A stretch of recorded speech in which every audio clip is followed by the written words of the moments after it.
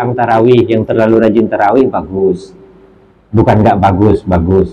Tapi kita harus pelajari juga dalam fikih tarawih itu sebagus-bagusnya dia nggak dituntut, dia cuma afdhaliyah.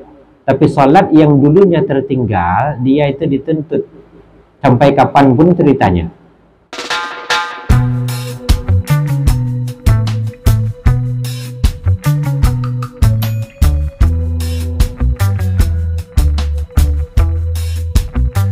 Cuma masing-masing coba update sendiri itu. Mulai dari rukunnya jangan bertukar-tukar. Karena kita di madhab Syafi'i, yang namanya sholat dan ibadah fardu itu, ada yang disebut syarat sahnya itu salah satunya adalah wa ilmu bi fardiyatihi. Mengetahui fardu-fardunya yang diwajibkan saat kita sedang sholat itu. Yang rukun apa saja dalam sholat itu kita harus tahu. Kalau tidak tahu rukun setiap sholat, maka hukumnya kita tidak sah sholat. Karena ada isbat wa ilmu bi fardiyatihi, mengetahui segala fardu-fardunya. Waktu kita baca Fatihah, waktu kita takbiratul ihram, waktu kita iftitah, waktu kita ruku, sujud, i'tidal, apakah gerakan badan kita ataukah bacaan kita yang termasuk rukun, kita harus tahu. Kalau itu saja kita tak tahu, maka hukumnya kita tidak sah sholat. Karena kita melakukan ibadah bukan dasar pengetahuan, tapi dasar tiruan, meniru.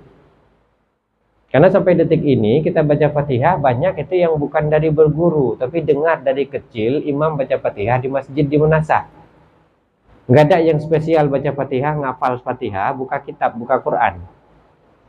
Jadi kalau harus diupdate, ya update itu lagi nanti. Dari Bunda Alis tadi tanyakan, pentingnya kita mengingat ke masa lalu. Kenapa? Karena masa lalu setelah kita balik, katakanlah 15 tahun kita waktu itu sampai sekarang, kita semua pasti ingat, kadang-kadang sering tidaknya kita meninggalkan sholat. Kalau sering meninggalkan sholat, maka puasa tak diterima selama sholat itu tidak diqadha. Isbatnya surat At-Taubah, kalau nggak salah Ustaz, ayat 11. Faman taba wa aqamas shalah wa atuz zakah fa ikhwanukum fid din. Siapa saja yang kembali dalam Islam, taba artinya kembali. Faman taba, siapa saja yang kembali untuk benar-benar berislam, wa aqamas shalah, dan mendirikan salat, wa ataz zakah, dan membayar zakat, fa ikhwanukum fid din, merekalah saudaramu seagama. Artinya yang dianggap dalam Islam itu yang salat, yang zakat. Kalau tak salat, kalau tak zakat, berarti bukan saudara se-Islam. Artinya orang yang tidak mendirikan salatnya, tapi dia menunaikan puasa, maka hukum puasa itu tidak sah. Makanya sering Ustaz jelaskan, rukun dalam agama itu sifatnya berjenjang. Setelah kita menapaki tangga pertama bernama kalimah syahadat, sah syahadat kita naik tangga kedua, namanya sholat. Setelah sah sholat kita, tidak tinggal sholat kita, kewajiban ketiga maju, apa itu? Menunaikan zakat. Setelah yang pertama, kedua, ketiga kita tapaki, selesai kita di sana, masuk fase keempat, puasa Ramadan. Yang jadi masalah, kita rutin di puasa Ramadan, tapi kita masih bolong-bolong dalam sholat. Ini makanya saat fase Ramadan paling penting bagi kita, sholat yang tunai ya tunai, yang qadha tetap lakukan. Minimal sekali setelah yang tunai. Jangan sampai nanti kita di bulan Ramadan gak sempat melakukan sesuatu yang sifatnya terutang di masa lalu. Itu bagian dari hutang. Begitu juga kalau malam tarawih. Kadang-kadang sempatkan itu. Begitu pulang tarawih, yang terlalu rajin tarawih bagus. Bukan nggak bagus, bagus. Tapi kita harus pelajari juga dalam fikih tarawih itu sebagus-bagusnya dia nggak dituntut. Dia cuma afdhaliyah. Tapi sholat yang dulunya tertinggal, dia itu dituntut. Sampai kapanpun ceritanya. Nah, sehingga sempat-sempatin habis tarawih kita di Menasa, begitu pulang ke rumah sebelum tidur qadha isya dulu 2 rakaat, 4 rakaat. Kalau umpamanya nggak tarawih, ganti tarawih di Menasah atau di masjid dengan sholat isya qadha di rumah. Makanya spesialkan itu, ada minimal kalau 30 malam Ramadan itu niatkan aku 20 malam yang di Menasah, sisanya aku di rumah. Sisanya di rumah. Ya kami saja begitu. Ustadz pribadi, kalau untuk tahun ini 15 malam Ustadz programnya di rumah. Nah, tujuannya untuk apa? Yang pertama, kita mengqadha, introspeksi diri. Kita kan semua punya dosa sih. Nggak ada yang suci dari dosa.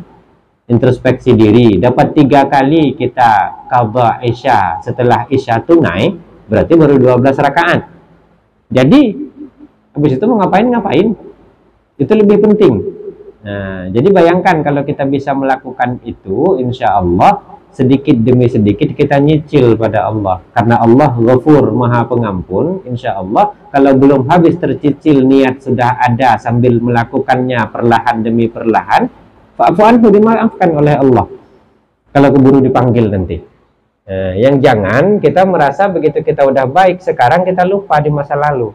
Kita semua masih ingat. Bahkan momen-momen meninggalkan sholat di masa kita gadis dulu kita ingat loh. Dulu waktu sedang kami Ustadz, begitu cabut sekolah dulu zuhur hilang. Ada waktu sedang kuliah kita ingat momen kita tinggalkan sholat itu sedang kita ngapain, kita ingat waktu itu. Jadi jangan sampai, karena kan ya semuanya kita melakukan itu, bukan tidak. Nah, jadi introspeksi diri, karena Ramadan bulan introspeksi. Perbanyak untuk mengqadha. Minimal 1 sholat qadha, 1 sholat tunai. Yang tunai dulu.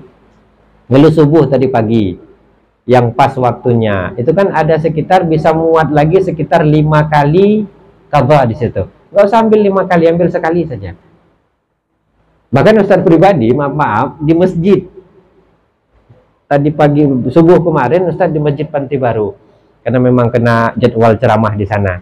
Harusnya malam Ahad, tapi karena memang malam diganti tarawih, subuh Ahad diminta pihak masjid. Begitu pas di sana, begitu habis azan subuh, orang kan qabliyah subuh, Ustadz bantai itu qadha, tunai subuh, tunai dulu. Begitu Ustadz jadi imam, Ustadz niat qadha. Kenapa? Karena walau bagaimanapun tinggi derajatnya sunnah fajar, masih kalah dia dengan utang yang harus dibayarkan. Ingat utangnya, harus dibayarkan. Utang kita bukan sama manusia, sama Allah. Jadi kalau mau sholat, tetap itu, sempatkan. Kalau ada umpamanya, jangan ba'diyah. Tapi kalau subuh kan bahaya, itu orang tahu itu qadha kan. Kenapa? Karena subuh nggak ada ba'diyah. Iya Ustadz, itu qadha itu. Berarti masa mudanya suram dulu. Ketahuan. Terakhir waktu qabliyah awak ambilnya. Kenapa? Karena kita semua, kalau jamaah nggak tahu kita berdosa, jangan bilang kita berdosa, bahaya itu. Kenapa? Itu bukan bagian. Bukan bagian yang disyariatkan. Karena dosa yang mudah diampunkan, dosa yang tidak diceritakan. Itu dosa. Sehingga hadisnya jelaskan, man kana akhira kalamihi la ilaha illallah Muhammadar Rasulullah dakhalal jannah wa in zana wa in sara. Siapapun yang mati akhir kalamnya dengan kalimat la ilaha illallah Muhammadur Rasulullah masuk surga. Wa in zana, walaupun dia berzina. Wa in sara, walaupun dia pencuri. Sahabat bingung, ya Rasulullah, masa penzina sama pencuri juga masuk surga dengan kalimat itu? Iya, selama zinanya tidak diceritakan, mencurinya tidak diceritakan. Artinya dia tidak suka pamer dosa. Nah kan orang sekarang cuma main-main ke laut, pergi berdua sama pacar, foto naik ke Facebook. Itu kan pamer dosa, itu yang paling nggak suka Allah. Jadi kalau buat dosa yang sembunyi-sembunyi, nah itu lihat. Tapi bukan nyuruh ini ya, bukan nyuruh. Ingat kalimatnya, bukan nyuruh. Cuma begitulah, jangan ceritakan. Habis itu, karena maaf-maaf, kita semua kan ini masa-masa muda kan suram. Bukan kita sih ya, misalkan masih muda.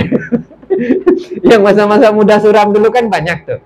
Kalau umpamanya Ustadz, dulu umpamanya pernah kenal perempuan, waktu masih masa-masa muda, saya ceritakan Ustadz dulu pernah pacaran ke sana gitu.